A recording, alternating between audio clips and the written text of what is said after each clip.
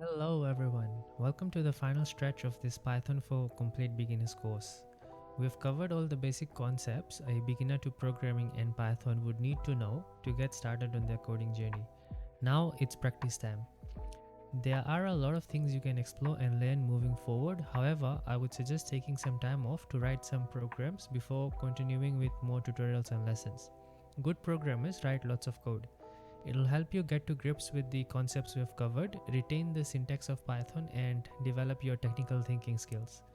To help you with this, we'll try to build a simple application in the next few videos, which I'll follow with a few coding problems for you to solve using Python.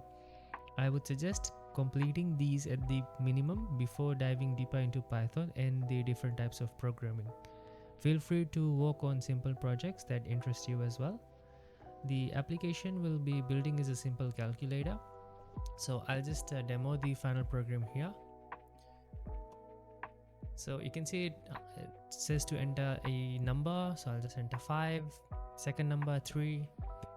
And then it tells us to enter an operator. So plus minus multiplication and division, or -1 to exit. So I'll just say plus. And it says 5 plus 3 equals 8. Then it asks for another number, so I'll just say 6. 5, I'll do subtraction this time, and we get 6 minus 5 equals 1. So this time I'll just give it two random numbers and say -1 for the operator, and you can see it says thanks for using my Albit calculator and exits. So this is the final program we'll be building, but we won't jump into everything at once. What we'll do is we'll start slow and take it a step at a time. To start off, our calculator will be very simple.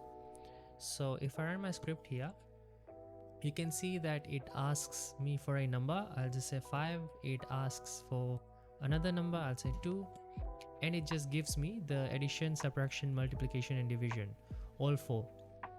So this is the first challenge.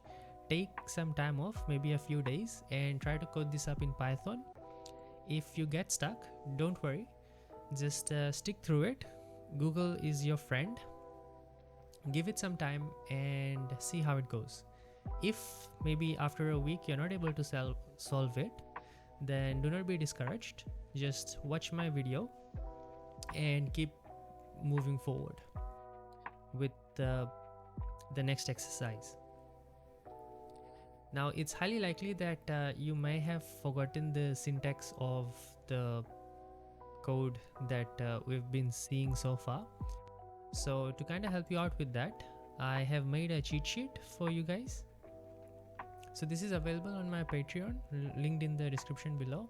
However, if you cannot get the cheat sheet, you can refer the previous videos that I've made so far, and also Google to recap on everything we have covered so far.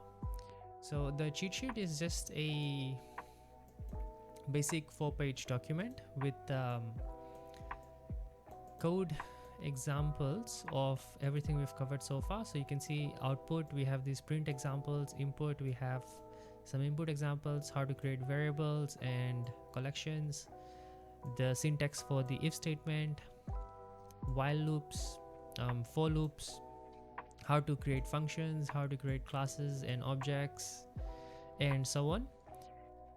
The main idea with this is it's likely that you would have forgotten the syntax of everything we've covered so far, how everything is written in Python.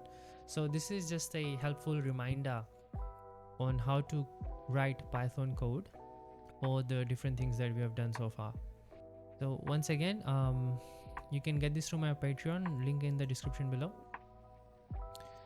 And with that, give the challenge a go, and I'll see you in the next video for the solution to this. Thanks for watching and happy coding.